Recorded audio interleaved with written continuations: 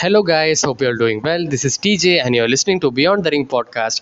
This is my review of Mid Atlantic Championship Wrestling 19th September 1981 show. So, if you have no idea when I got started this series, I actually started this last Sunday. So, this is a weekly special series that I actually brought about to just relive the 80s era. I haven't watched it. So, if you have friends who haven't watched the 80s wrestling, the Mid Atlantic Championship Wrestling, especially for those who want to relive as well, please do share with your all your friends, all the wrestling fan base. So please like this video as well. Please do subscribe as well for more wrestling content like this, because I do make reviews, predictions, and all that good stuff. So let's get into this review then. So this show actually was taped on the same day it was aired, 19 September 1981, and it was happened at WPCQ TV studios in Charlotte, North Carolina. And Bob Coral and David Crockett are starting on the commentary, and they said that the fans are being demanding Wahoo McDaniel and Roddy Piper and Abdullah the Butcher back on the show, because last week we hadn't seen them, and they ought to give the fans what they want, and they're gonna have them in this show, they are saying. So first we got Ron Bass was interviewed, and then he talked about Wahoo McDaniel's attack that was made by that was actually was attacked by Abdullah the Butcher on the hands on the setup of Roddy Piper. So he actually briefly discussed about that situation, and Ron Bass said he's not gonna like stand here just like anything, and he's gonna fight over everything, and he's gonna give that fight to everyone, whoever does the wrong thing. So just a kind of a fiery babyface, a small brief promo that was there, very brief. And then we got to the first match first, which was Ricky Steamboat, which he was called as Rick Steamboat, and Jay Youngblood versus Mike Miller and Rick Harris. And this is a very fun match.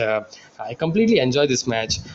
We got a babyface with the early control, multiple tags. Heels kind of tried to control, but the quickness and ferocity and confidence of both Ricky and Jay gets it for them, and resulting in the mistake being made in the wake of overconfidence of the bad guys that were Mike Miller and Rick Harris. As in the finish, we saw mistake by a flying elbow drop, Steamboat flying elbow drop on Harris by mistake on Miller, and Steamboat with a double thrust then, and Ricky Steamboat gets a win by a way of actually a crossbody from the top rope.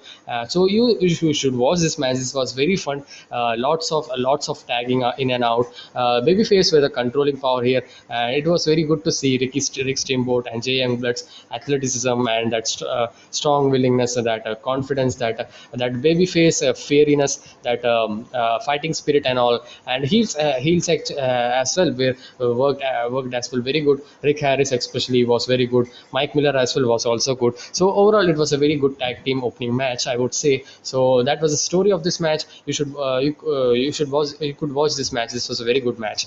So second match we got was Sergeant Slaughter versus Ron Ritchie. So Sergeant Slaughter, he actually have debuted last week on Mid Atlantic Championship Wrestling. So he had that squash match last week, and it's kind of a squash match here as well, I think so. But Sergeant Slaughter and Ron Ritchie as well was kind of very evenly matched. He was evenly actually was way more than has had the height than Sergeant Slaughter. They already told the story. The commentators, Bob Caudle and David Crockett, told the story before the match, because they say big powerful man versus speed, skill, quickness guy who is gonna test him. The kind of thing is gonna play out the speed, quickness. That's the only thing you can take down this big guy. So kind of that story is being told, and that was a story, and we'll always love this kind of story. And this was a squash match, but I liked it the way Sergeant Slaughter wrestled, man. He in the start he didn't display all the power moves. He was also getting into the technical part of it as well, just to catch up with Ron Ritchie, takedown and all. some innovate there's a one innovative leg takedown as well, kind of. And then in the finish we see multiple knee to the guts, leveraging the rope and repeatedly on different sides, knee to the gut repeatedly, and pump handle gut buster gets him. And they are building him up. He has just made the debut. They are building him up in the championship, for the championship, I think so. I have not I've just started this thing. I haven't watched any 80s kind of a kind of like a show pattern. So this is very new for me. So I've started with Mid Atlantic. I am planning to, after this I would be going for Georgia, or Memphis and all, or other promotions as well, because this was the territory days. So in this match, he also had, in the between, he mocked Wahoo McDaniel. As we know, Sergeant Slaughter is a heel, so he was mocking Wahoo McDaniel and Rick Flanner, like, do you want this kind of thing? He was kind of saying that. So this was the match. This was a good match, good squash match. I like the way, as I said, Sergeant Slaughter wrestled. They're building him up. So very good display by Ron Ritchie as well. So then we go to the next match, right into it, no timeout. Third match, which was Jake Roberts versus Jim Nelson, and this was Jake Roberts, if you know Jake the Snake Roberts itself, and Jim Nelson. This match actually started off some takedowns and early test of strength. We saw with a surfboard lock control as well by Jake Roberts, and Jim Nelson looks like a young, kind of a young Minoru Suzuki, because he had that crew cut. He's new for me. I've seen last week, but he's new for me actually. Uh, this match was a very good. Ole Anderson then comes up to ringside. That made this match actually interesting, because the match itself was okay. I would say good. That was going well, but the ringside shenanigans and all, that was very good, because they were kind of not they didn't spoil the match and all, but just having the fans were so excited top to bottom in the show. They were so excited to see Roddy Piper back, and even though he was heel, he was playing heel, but they were so excited, even for Ole Anderson as well. So the star Roddy Piper also comes out. Then Ole Anderson tells some word of strategy to Jim Miller to have to control the Jake's Robert. Jake Robert is in a cautious mode. He's kind of in a cautious, because maybe they would be attacking, or kind of something, that kind of mode. Given another advice to, because that didn't work, gives another advice to Jim Miller by Ole Anderson, because that the first strategy didn't work, as he was not successful with the strategy. And fans didn't, we want Wahoo. Maybe we'll be getting next week Wahoo McDaniel. We haven't seen him. He was a heavyweight championship prior to this, as I actually read about somewhere in 79 or 78 or something. Yeah. Post that, they actually put the title on Ivan Koloff. He was not in the show. In the show, Ivan Koloff was not there. Ole Anderson and Jake Roberts, but the show didn't felt like any point that he should have been in the show, because show was that good, action packed. So that was the thing. Even if you have no, the top champion is not there, the mid card guys, the tag team champions guys, the tag team guys, and the big guys would take care of this,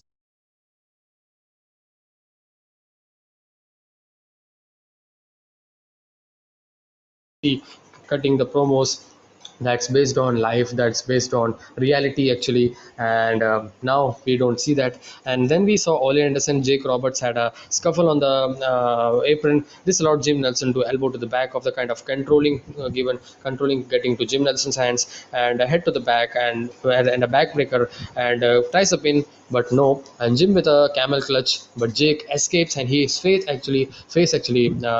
Miller's face actually hits to the mid turnbuckle, and Jake finishes him off with his patented famous DDT, just at the same level, I would say, of Arn Anderson's DDT. And that he's so perfect in the DDT, one of the very perfect, very beautiful DDT, and that's one of the greatest, just like Arn Anderson. And it's that with the knee lift, because it was not his finisher, because in WWE days, this was a finisher, but before that he actually used this as a setup to have the running knee lift. And the match itself was good, but the angle between Ole and Roddy Piper returning and kind of coming, and the fans response and all, and that made this moment great. And I actually enjoyed this a good match, I would say. Post match, Olen and Roddy is on the apron, but Roddy tells him to retreat, and Jake tries to hit with a punch when he was turned around on the apron. But out comes Ron Bass. Ron Bass didn't do anything. He just because he's kind of not liking what is happening in Mid Atlantic Championship Wrestling, because the bad guys are controlling. They are doing whatever they running over, and they are doing whatever they can. So they tries 2-on-2, but that's it. They actually tried to come again as well, but they didn't go. They didn't go to attack. Uh, they didn't go to attack Jake Roberts and Ron Bass. So then we got to the right straight away. We got to the interview back with Bob Caudle to Ole Anderson, and he asks, "Why don't you not get into the ring?" And they didn't get the ring. They say they didn't want to be fined or suspended for what they would be doing to them. Good explanation, good heel explanation. Piper is laughing, kind of chuckling, and Ole mocks Ric Flair and Wahoo where the hell they are, and he actually states Wahoo as he would be injured or something, and Flair would be returning in 2 weeks, I think so. And Flair, they mock Flair like he would be playing baseball, he can't wrestle anymore. That's why he's not coming. So these bad guys are kind of controlling him there. So maybe I don't know. Maybe Piper versus Flair we could be seeing Mid Atlantic Championship. I don't know. Maybe Piper speaks. He mocks Wahoo by saying he already was close to beat Wahoo. Piper was speaking in there, and they also edit out parts and all whenever something we does, because we had seen last week the Abdullah the Butcher attack with his kind of nail or something to Wahoo McDaniel. That was very brutal. That was a kind of shown as a actually edited out and shown as a negative kind of screen. And lastly he says we will decide when we'll be out to be vicious, and until it's too late, he says. So Piper was very good at this time, and he was so good at the promo. Even Ole Anderson as well, he was very good. But Piper's ferocity and his anger and his excitement that he was bringing about is one of the top notch at that time. And it's so good to see him back, actually seeing him the show actually. And then comes Sergeant Slaughter. He's upset because right away, because how he was being introduced just like another guys around, and he says he deserves some respect, and he says I will be winning a major title very soon. Here he just kind of did a spoiler or something. Bob Caudle then cuts him off, and he was just saying, "You cannot cut me off." They really cut him off, anyways. But then we go to the ring straight away. Match fourth, which was Ron Bass versus Charlie Fulton. So this was for the NWA TV Championship, because Ron Bass is a TV champion. This was the title, and this is special. I didn't thought about this was a for the title, and this is a special stipulation right there. We should not seen in any times in this era actually, because they said that during this title would be defended in first 15 minutes. Crazy rules, right? Did we see that today? No, no. And some early we saw in the match some early control and takedown by the champion Ron Bass. Ron Bass is very good. He later on worked as a heel, as I read about him, but his face here. So here he was very good in this. Ron Bass really. It was kind of a controlling type of match. Repeated back kind of wrenching him, and control as well. Chin lock, headlock was way more time that was there. But it was nice to see them doing that as well. Such is aura of them, because they just do so great, man. I don't know why I'm so liking this era, because even though the camera quality is not top notch and the production setup is not top notch, even though that's the case, but the setup, the rating things that they do is so nice. And the finish of this match, we saw Fulton with some punches, but Boss comes back. Bass comes back with his own punch, a slam, and a running power slam gets him. This was a one-side match, okay match, just to have that champion look good, but it was kind of long, I would say, quite kind of pretty long, I would say, not very long, but it was a good showing for the TV TV champion, you need to have some squash in some weeks. I don't say nothing wrong about squash matches, because that's a way to build any champions actually. And then we get to the main event. This was so good, man. Paul Jones and Frank Monet, Ponte. This I didn't know who these guys are. These were new for me. Against Ole Anderson and Roddy Piper. So Piper wants to play his bagpipes before he has to Caudle to he wants to play bagpipes. He plays it. He plays it, and he abruptly stops it. And he says he don't want to, because these fans don't want to listen. These ignorance fans. He just literally said the right thing, because they wanted to see the match, and they wanted to see these guys whipped. So Ole Anderson and Frank Monet began the match. This match was a back and forth match. Tags were kind of a flurry tags were being done. Very fast paced match.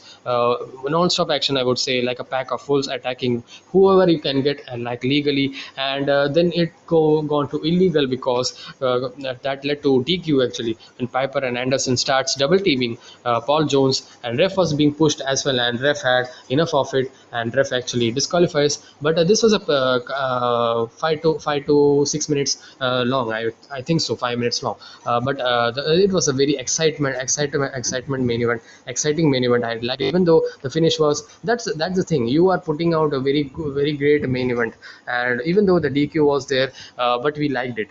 That's the matter. You can, even though in these days we see many Monday Night Raw finishes where DQ are happening, but the DQ finish should be kind of justifying, because if you don't justify just a squash, it would not be good, because there was a story here. Because if you see Paul Jones and Frank Monet, they are kind of because these are the bad guys, Ole Anderson, Roddy Piper. All the rosters are against Ole Anderson and Roddy Piper, and they are trying to fight out these bad guys to have some right things going on. So that's a story there. It's a simple story if you see, but the little things is the most big things that we saw. So disqualification is there, but still this was a very entertaining match, back and forth, the tag team match. A very good, lots of action in this match. Forearm strikes, shoulder tackle, control, all of them was there. No dead air in this matches. Babyface fighting spirit as well, that was there by both Paul Jones and Frank Monet. Paul Jones was so good, man. I am watching him first time. He was so good. Frank Monet as well was good. Paul Jones was a star in this match, I would say. So all of it, I loved it. I loved it, even though it was a DQ. So then. Paul Jones and Frank Monet against the win. So post match, we saw Steamboat and Ron Bass are there to say that every time they took advantage. So they these were not the guys who have been a tag team match in the main event. This post match, we saw Bob Caudle interviewing in the backstage, because they close out the show with the interview. So Steamboat and Ron Bass are there to say, they say every time they took advantage by double teaming and doing all the things, they are sick about it, and they says they want a false count anywhere match, so they can't run away. They can follow them anywhere, as this was being said by Ron. This was being said by Ricky Steamboat, and the runoff as the sides are equal. They run off when sides are equal, as they say. So these bad guys are kind of bullying these mid-Atlantic good guys. So they wanted to once and for all stop these guys. So they're gonna make it, and they are really having that. They also said that they have that license signed for the false count anywhere match. Maybe we'll be getting next week, or post 2 weeks or something, post next week or something. They hope that Wahoo McDaniel also gets that false count anywhere as well, because he was attacked by Abdullah the Butcher, because the ref was, because if it was been the if it was been the false count anywhere, you can do as well, anything you can. So that's what the point is. Stipulation lastly says, Steamboat says that, and it's coming for they are coming for Anderson and Piper. They lastly says this and ends it. So the stipulation and match and the whole the angle that is playing out in the whole show, like the whole roster, Ric Flair, Jay Youngblood, Ricky Steamboat, Ron Bass, Paul Jones, Frank Monet, some 8 to 10 guys are against these bad guys, Ole Anderson and Roddy Piper, Abdullah the Butcher, and of course Wahoo McDaniel is kind of getting ready to get into that mode to attack them, so because of what they did. So overall, this was a great show, fun show, entertaining show. Wrestling was good. We saw champions. Promos were very good as well, and main event was very great as well. Story is moving on. You check out the show. You can check out the show. The first show we had was kind of a good show, but this show was an excellent show, a really fun show. We didn't have the NWA World Champion Ivan Koloff, but that didn't it didn't felt like that you should have that champion because they really did that story well, and the whole show was wrestling and all was very good, very good, very good show. So major improvement from last week as well. So please do check out the shows.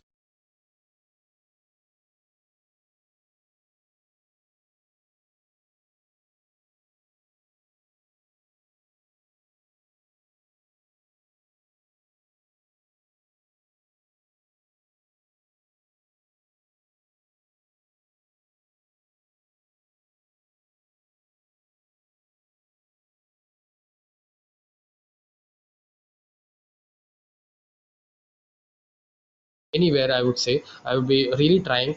So please be check out this please check out this review. So I enjoyed this doing this review. I enjoyed the show. Please do comment on your thoughts as well if you watch Mid Atlantic Championship Wrestling now. So I don't think so. There are too many guys who watch this golden period of wrestling. I was this man because I didn't I wasn't an 80s guy. I didn't watch it. So I want to watch it. So I wanted to tell my thoughts as well. What all played out for all the 90s guy and all the 2000 late wrestling fans late wrestling boys. Who wanted to listen. So please do listen. Be sure to like, share, subscribe, do all that good stuff. And I will see you guys with this same with next week episode next week Sunday. So we have AW Double or Nothing as well, and tomorrow can't wait. So that's the show. Please be sure to like, share, subscribe, and I will see you guys in the next one. Until then, be safe, stay energetic, peace.